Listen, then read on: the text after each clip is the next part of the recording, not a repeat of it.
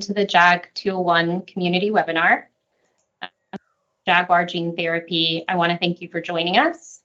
I also want to extend our gratitude to both Cure-Shank and the Phelan-McDermid Syndrome Foundation for their partnership. My name is Kate Neer, and I lead patient advocacy and corporate communications for Jaguar.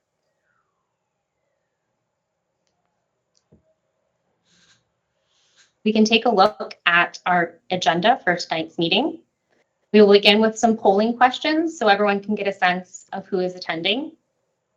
Then Jaguar's CEO, Joe Nolan, will give a brief introduction to the company.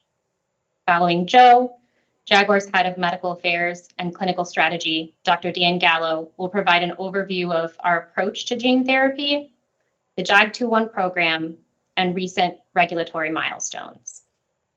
We are pleased to have with us Dr. Alex Kolvizan, Director of Child and Adolescent Psychiatry, Mount Sinai Health System, and Clinical Director, Seaver Autism Center for Research and Treatment at Mount Sinai.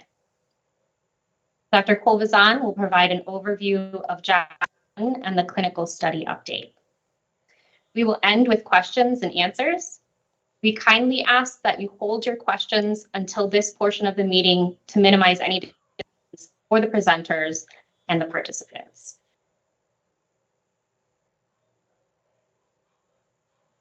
We're going to begin with some polling questions. To answer the polling questions, you can go to the top of your screen and click on the Poll Everywhere tab. We will give you about 30 seconds to answer the questions, which should appear. And then we'll move on to the introduction from Joe. So for our first polling question.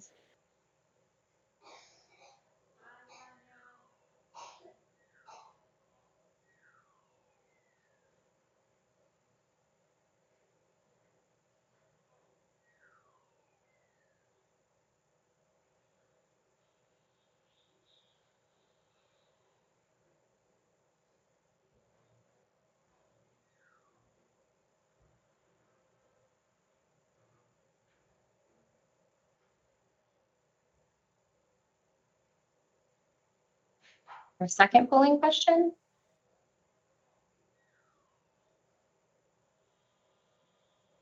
Okay, it looks like people can't see the poll. Yeah. Okay, I have some responses coming in. Let me see. Okay, if you guys click on that poll everywhere, do you see that at the top of your tab? You guys who can speak. I see it at the top. You want me to click on it? You should be able to click on the answer. It'll come on the Yeah. side there. Let me see, maybe I can share my screen. Yeah. You can see it, Alex, or? Yeah, if you click on the poll everywhere on the top, and then for me it's the top right. Depending Yep, in on the the top right. size of the screen, folks may need to click more, the three dots, to see the option of poll everywhere. Right. I will go back and start with the first polling question just in case.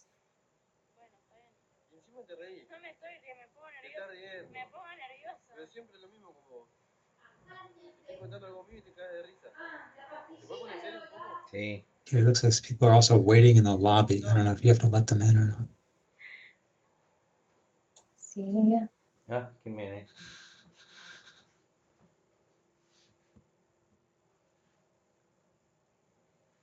Looks like everyone should be admitted now.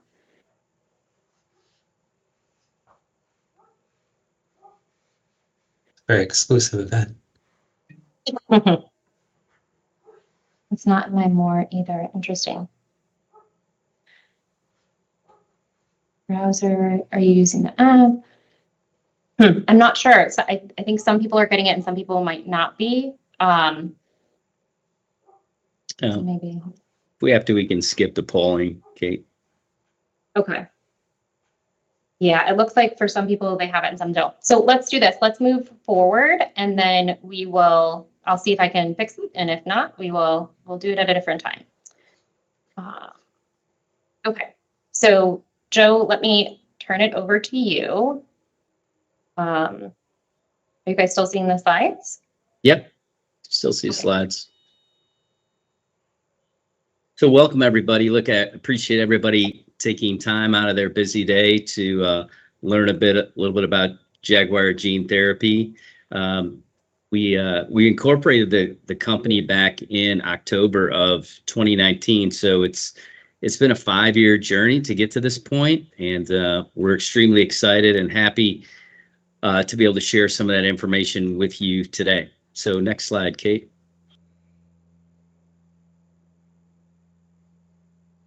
So our mission here at Jaguar is really focused on gene therapy in severe genetic diseases. A large number of the team worked at a small company called Avexis, which worked on a drug called Zolgensma, which we were successfully able to get approved in gene therapy for spinal muscular atrophy. So we're very familiar with gene therapy and the effect it can have on lives.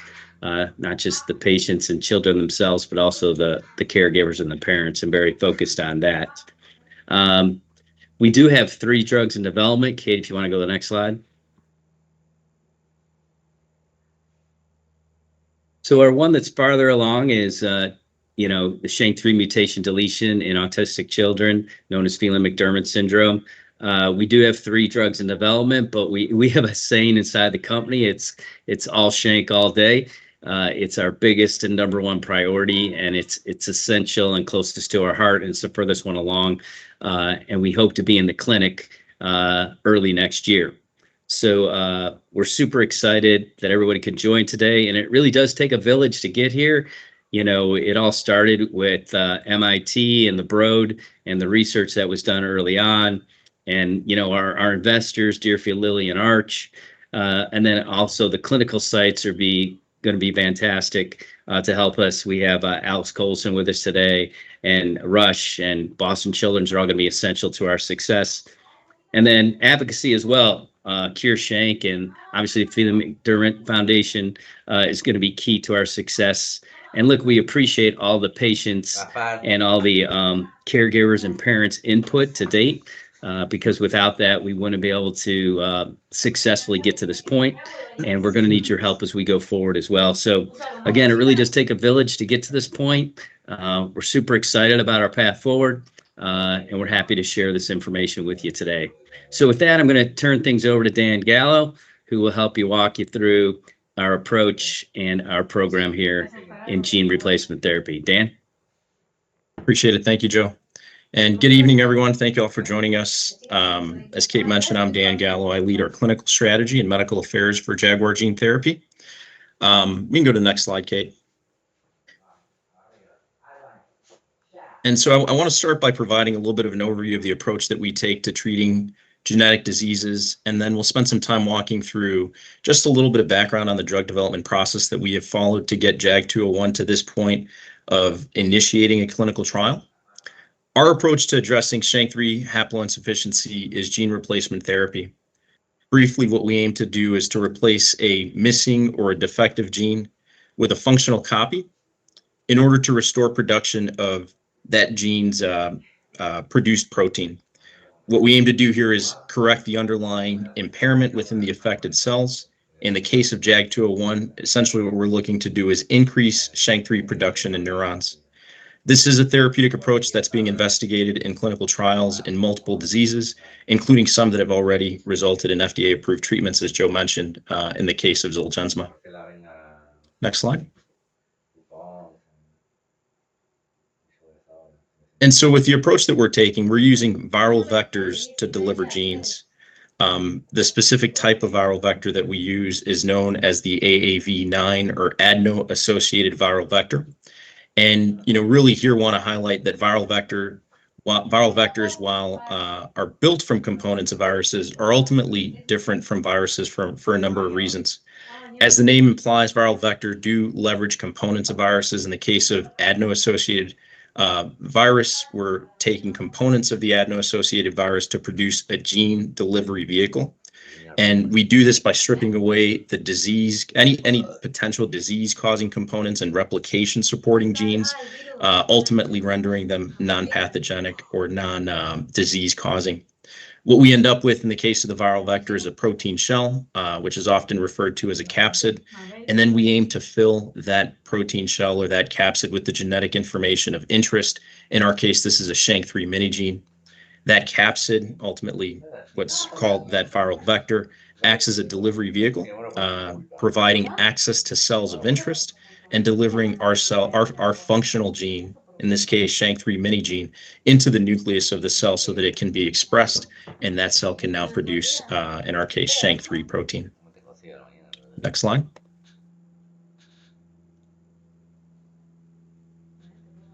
And so as a company, we've chosen this vehicle for a number of reasons. First, it is an effective delivery vehicle that can target the target cells of interest, in our case, in the brain.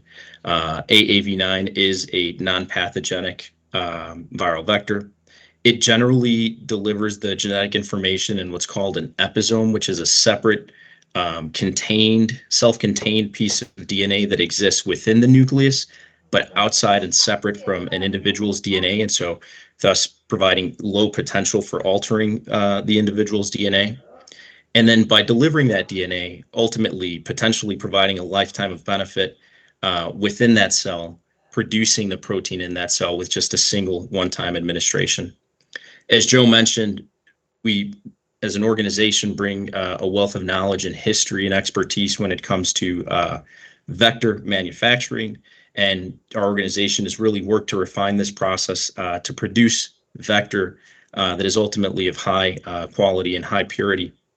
And then ultimately through robust investigation of the gene therapy and preclinical studies, this is the piece that we've just recently completed, including in mouse models, including non-human primates. We're able to assess the potential for benefit of the treatment, as well as its potential associated safety profile. We use preclinical studies to understand if there are any potential risks to the treatment and any associated toxicities that would maybe change how we approach treating humans or could potentially inform us that a treatment wouldn't be safe to use in humans.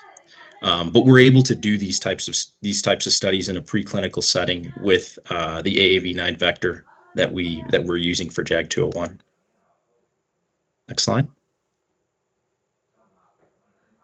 So I want to spend a little bit of time just walking you through the drug development process and ultimately give some perspective on where we are with JAG201 today. Next slide. And so many of you may be familiar with the traditional drug development process that's outlined here. And key takeaway points are, traditionally in drug development, this may involve an intensive discovery phase where many potential investigational treatments are explored. Potentially only few of those progress to the phase of testing in animals in preclinical studies. And then from there, even fewer, perhaps in the single-digit percents, make it to evaluation in human clinical trials. Once you enter human clinical trials, we're familiar with the three phases: phase 1, phase 2, phase 3. Phase 1 studies are generally conducted in small groups of individuals, where the key goal is ultimately to understand at the doses tested, what does the safety profile look like for that drug. By the time you get to phase 2, it's more opportunity to evaluate safety, perhaps on more specific types of doses, but you're also now starting to explore efficacy or potential benefit of the treatment. And then finally, phase 3 studies are generally larger and are required to evaluate more completely the efficacy or the benefit as well as the safety profile of drug. And this is ultimately what's used to support an approval is the outcomes of phase 3 studies.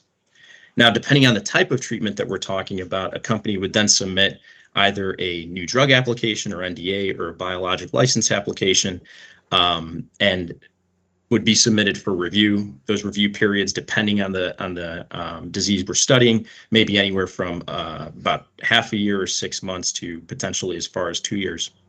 Now, in rare diseases, we understand there are fewer affected individuals, and so there may be some differences in this process.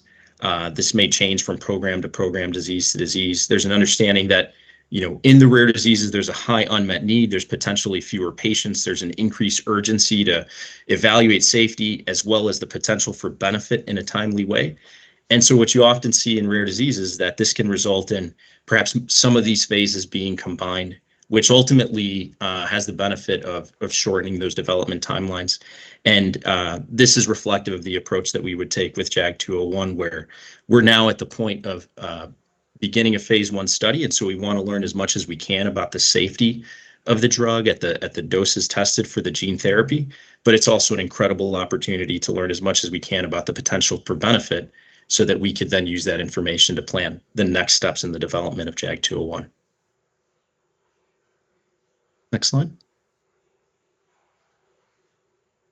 And so as Jaguar has shared previously, we spent the last several years moving through the preclinical phase of development, and only recently, this past January, we were granted the opportunity to move into human clinical trials.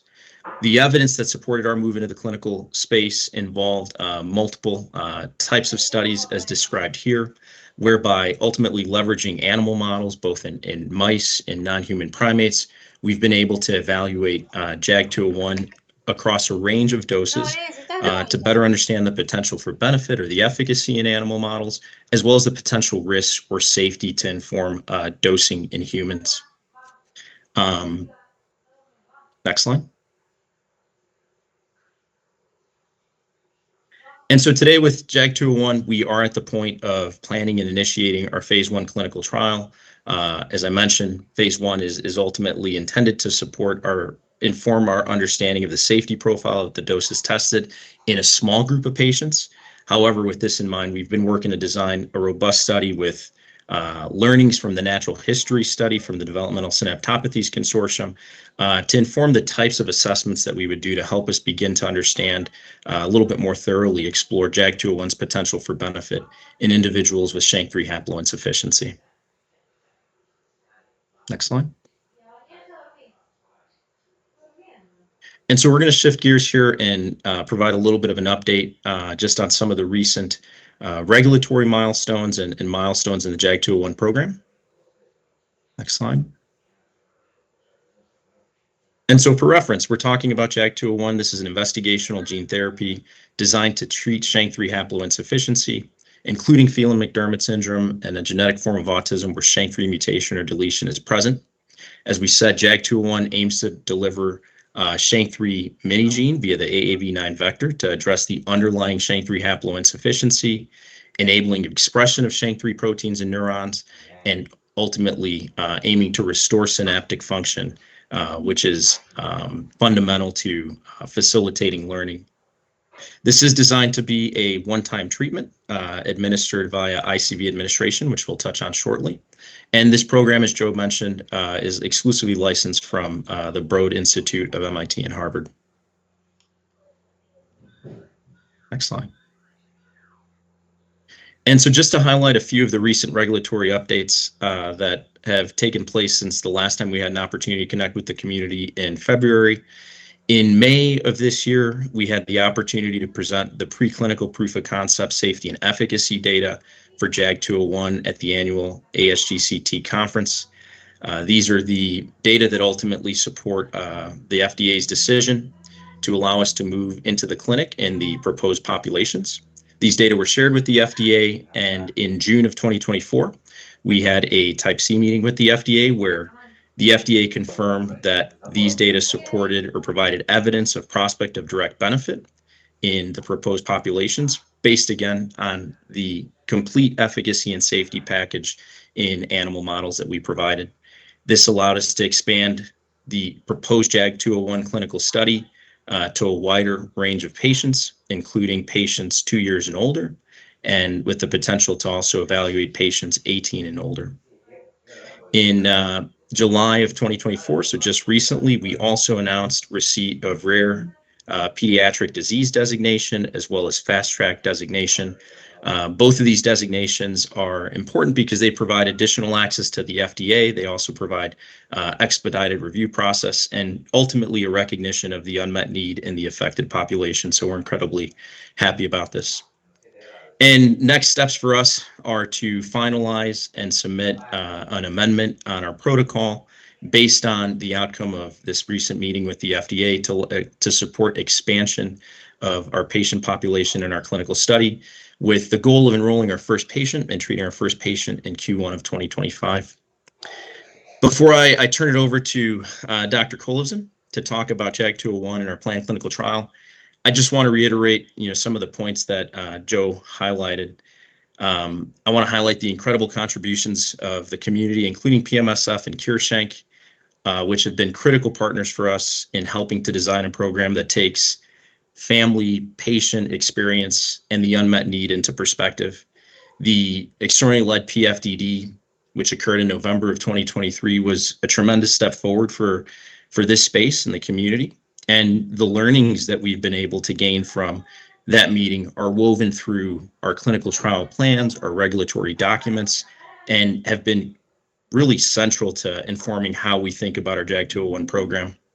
I also want to thank our partners in the Developmental Synaptopathies Consortium for doing the tremendous work that they've done to really help us understand the phenotype of Phelan-McDermid syndrome. The data collected in this program have also been critically important in informing the design of our work, and the DSC, all of the individuals and members of the DSC have been just incredible partners to us as we've worked to progress through development. And finally, I want to thank all the families, the individuals affected by PMS, and all of you for joining us here tonight. Thank you all for selflessly contributing so much of yourselves and your time and your experiences to allow this field to continue to progress through research opportunities like the DSC, through opportunities like the PFDD and other ongoing clinical programs. We, as Joe said, we would not be at this point without that investment. So a huge thank you to you all. And with that, I will turn it over to Alex. Dr. Kolivson. What's up, all? This is amazing. It's nice to be here. I think we have 225 people on the call, perhaps more. I'm also seeing these emojis. I don't know if these are an AI thing, but people are throwing up hearts and claps, and that's how I feel also. So this is all good. All right, so I get to talk about the overview and that clinical study update. We have Brian in the lobby. I'm going to admit him. Somehow I can admit people also. So, yeah. Next slide, please. So I know most of you are now experts in SHANK3 and what SHANK3 does, but obviously it's this very critical protein that scaffolds the postsynaptic density, that's what it's called. And the idea is that it's sort of anchoring these glutamate receptors. And glutamate's this critical neurotransmitter for promoting learning and memory, for the brain's plasticity, essentially. And when you're missing a copy of your SHANK3 gene, you've got these very profound impairments in learning and memory. So the idea here with this gene therapy is to basically compensate for the loss of the SHANK3 gene and to sort of replace this protein and support the cognition, the language, the kind of cognitive functioning broadly of kids with Phelan-McDermid syndrome and adults. Just making sure that I'm not missing on the slide. Yeah, next slide, please. So as you know, we've got 2 copies of our 22nd chromosome. We've got 2 copies, ideally, of our SHANK3 gene. These kids are missing 1 copy of that SHANK3 gene, so it results in sort of reduced synaptic function. So the connections between nerve cells are essentially impaired. The neurotransmission is impaired. So the idea here would be to essentially replace this missing protein and compensate, as I said, for the loss. We talk a lot about treatments and the effect of various treatments. I think most of you are familiar with discussions about various small molecules that have targeted symptoms or have attempted to target symptoms. But here, this is considered to be, truly disease modifying with the hope of actually addressing the full scope of the phenotype and including, ideally, even the cognitive abilities and the language abilities of these kids. Next slide, please. So this is what's called an open label study. There will not be a placebo control, obviously. In fact, the work that you've all done in contributing to the DSC or the natural history study is acting in many ways as the placebo control, because we know the trajectory now of clinical symptoms over what's been 9 years of this study. So we can compare what that trajectory looks like under the influence of the gene therapy versus not. And the main goal, as Dan said, is to look at the safety and the tolerability of 2 different doses. But also we're very interested in some evidence of clinical activity to support ongoing studies. I think you all heard about the permission to start with adults And then we were all really, really excited to kind of get that amendment through with the ability to now start in kids as well. So this is going to be, what's called a first in human study.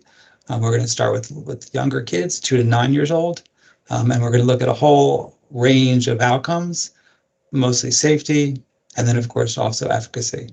Eventually, I think in the next few months, we're going to finalize the protocol, and so hopefully a lot of the answers that I'm sure the questions that you all have will be answered and will be publicly available on the clinicaltrials.gov site.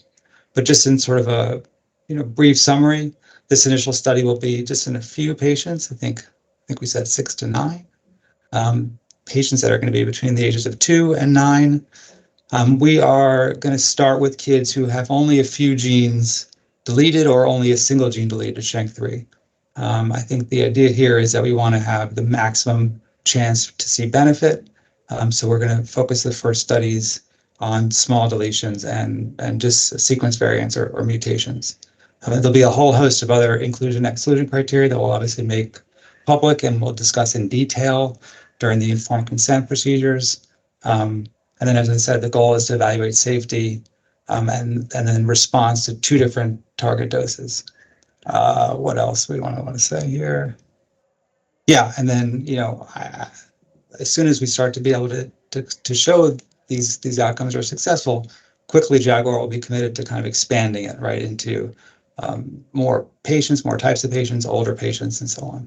And the goal is obviously to kind of get this to as many kids as possible and as many adults as possible, assuming that it's safe and effective. Next slide. So right, here's the nitty-gritty of it, and I think it can seem intense. It's actually, as I'm told, I don't do this obviously, but as I'm told, this is a pretty simple procedure. They'll be delivering the AAV9, the viral vector, with the SHANK3 gene embedded in it through a tiny little catheter that's drilled through the skull, and it's called a burr hole. It's very small. It's done under anesthesia. I've been assured that it doesn't hurt, and it's going to deliver the gene directly into the lateral ventricle and allow it to kind of get absorbed up into all this cerebral spinal fluid and then essentially diffuse into neurons. I think it's a pretty quick procedure. It's being done under very careful consideration. I've spoken to our own neurosurgeon, who I've seen in the operating room, who's a master at this stuff. So I think it does sound pretty intense, but I think this is going to be the part where we have to talk a lot about the details and make sure everyone's super comfortable with it. And it's a lot of precautions are taken both before the procedure and then right after the procedure to make sure that all the safety precautions are in place. Next slide, please. So I think, as Dan mentioned, goal is to finalize the protocol, make everything public, and start having conversations in the end of 2024.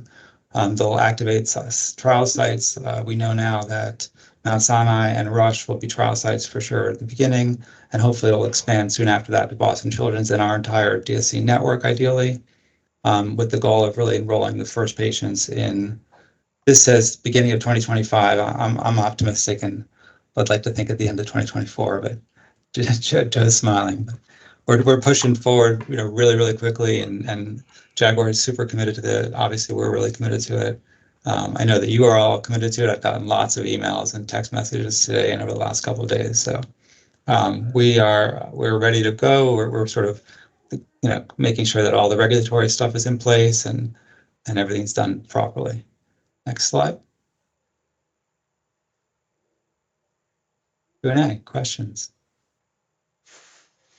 So we'll move into question and answers to keep things as easy as possible, since there are likely to be a lot of questions.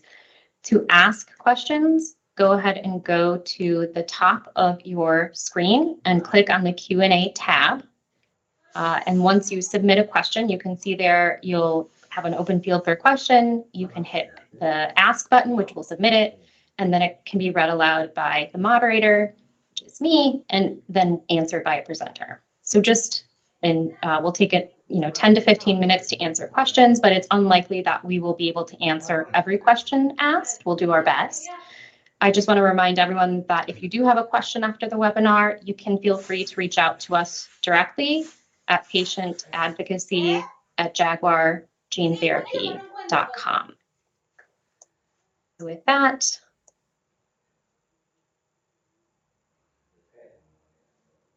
pulling up the questions.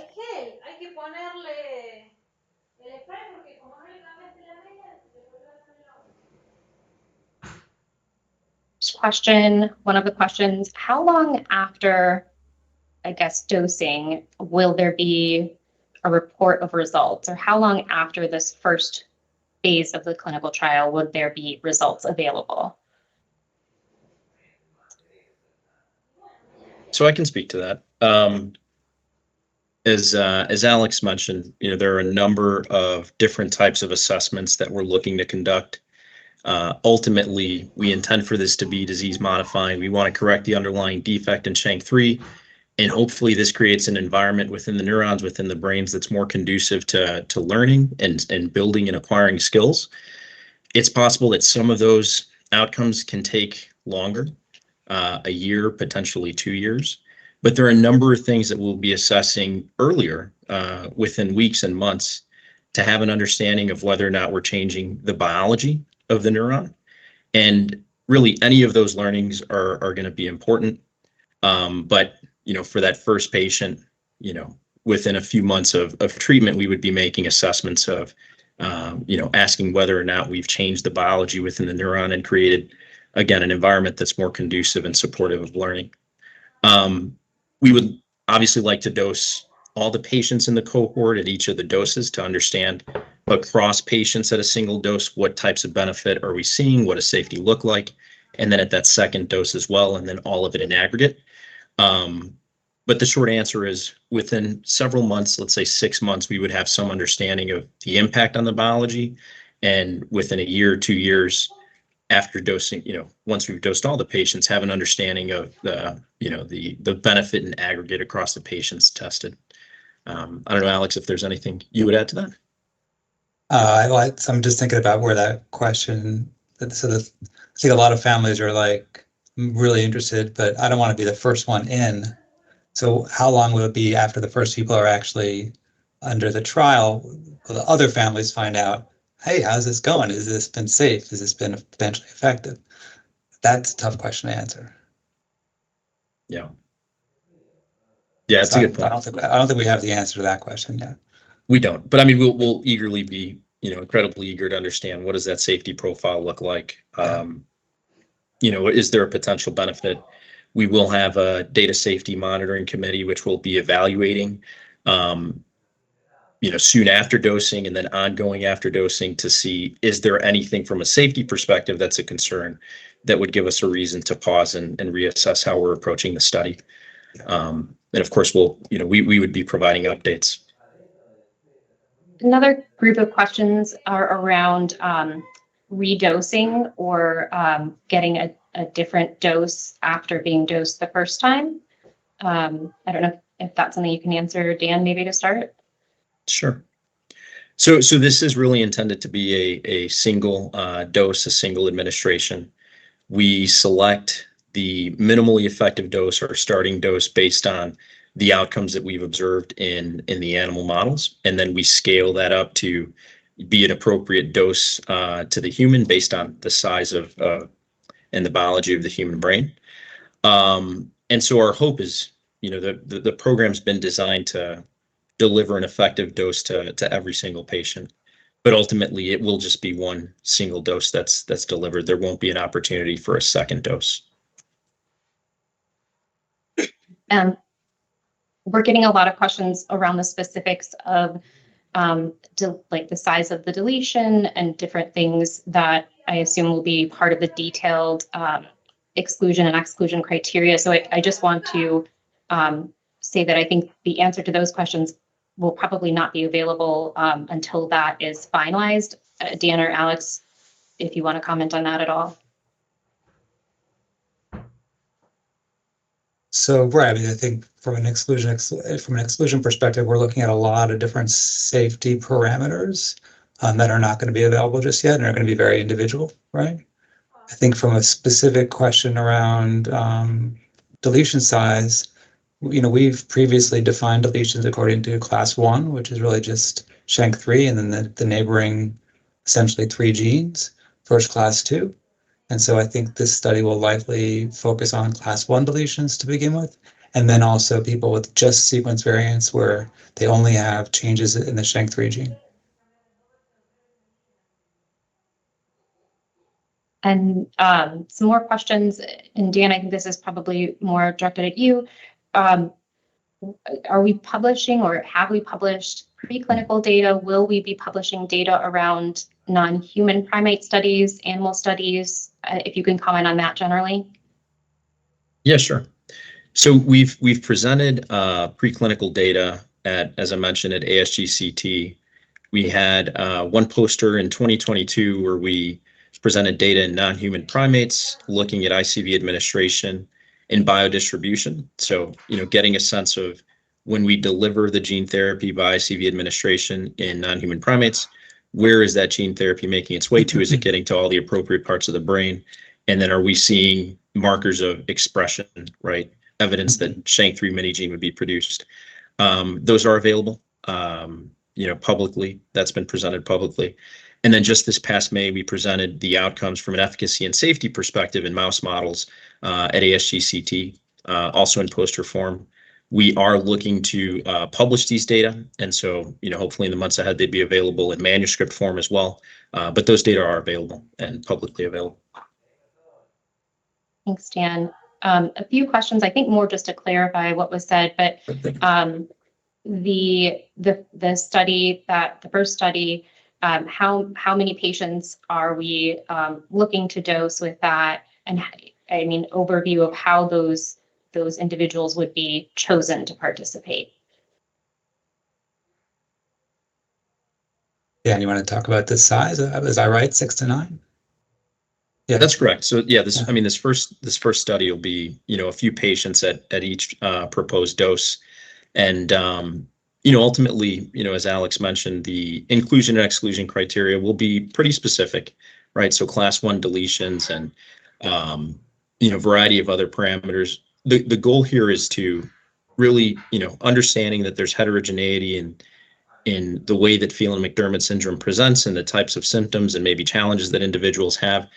We as much as possible, these first few patients, we want to, limit some of that heterogeneity so that we can get to the fundamental question of, if we deliver SHANK3 mini gene, can we improve the disease?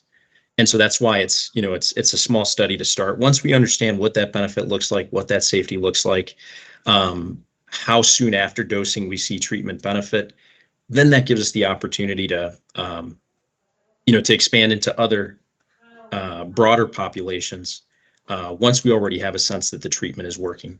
But this first study will be few patients. Yeah, and just to follow up, I think once we are clear on exactly what the inclusion exclusion are, we'll make those public. Families will have a sense of whether they are potentially eligible.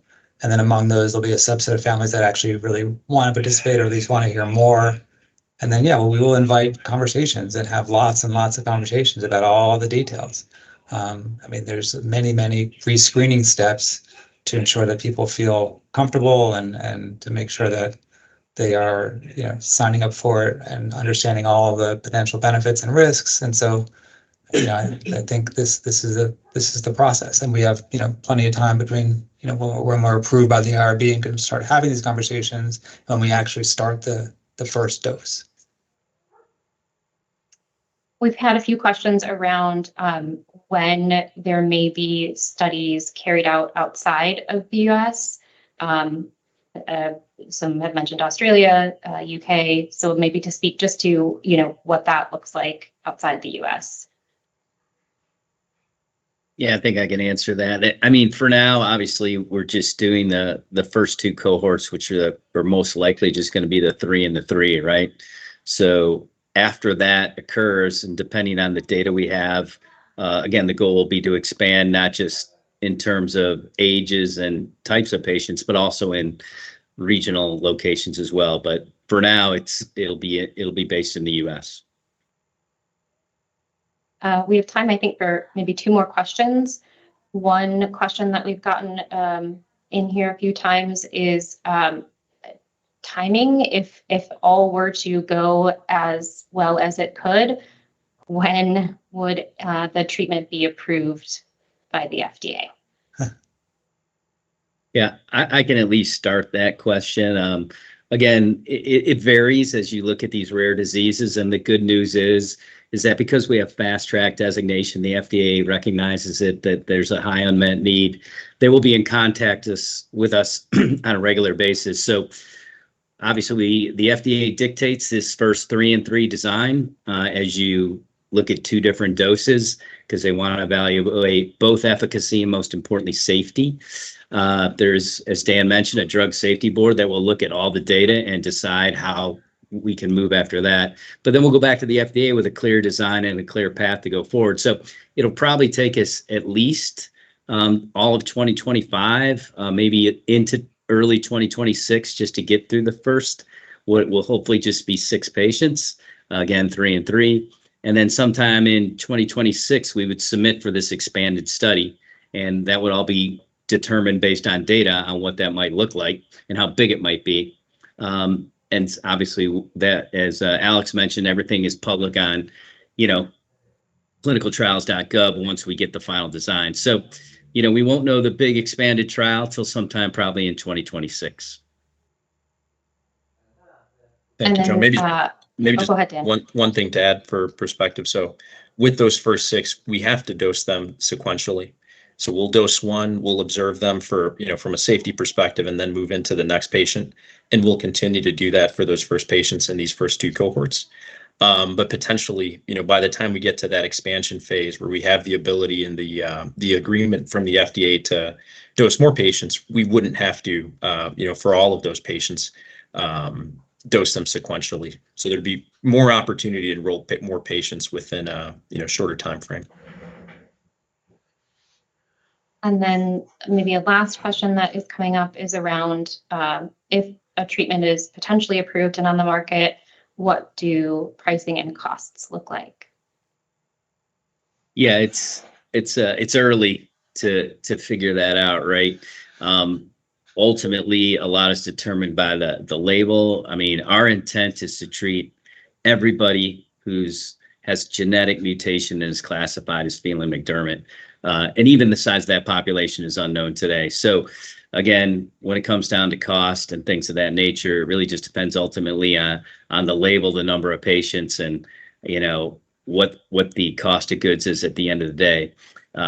Ironically, the more patients you can treat and the higher the patient population, the cheaper it is to produce, because of the productivity and the amount of money you can save through larger populations, which is why rare orphan diseases often turn out to be so expensive. So look, ultimately, it's going to be priced in an orphan market, so it's going to be expensive. But having just come off, and I've been doing this the last probably 15 years, we will do everything in our power to gain access for everybody through special programs and different things, and insurance and access, and distribute through a specialty pharmacy where we offer services to help people get the drug, and do whatever we can possible to make sure as many people get this drug that qualify through the genetic testing. Thanks, Joe. So with that, I think we will wrap up question and answers for this evening. Again, please feel free to reach out to us directly at patientadvocacy@jaguargenetherapy.com if you have a question after this webinar. I want to thank you again on behalf of Jaguar Gene Therapy for joining us tonight. A slide here so that you know how to stay up to date with information regarding this JAG201 program and our company. You can visit our website or our page on LinkedIn. Again, we're very proud to partner with the Phelan-McDermid Syndrome Foundation and CureShank. If you follow their social channels or if you're on their email lists, you will receive timely updates about the JAG201 program. Thank you so much and have a good evening. Thanks, everybody. Thanks. Thank you all. Thanks. Bye.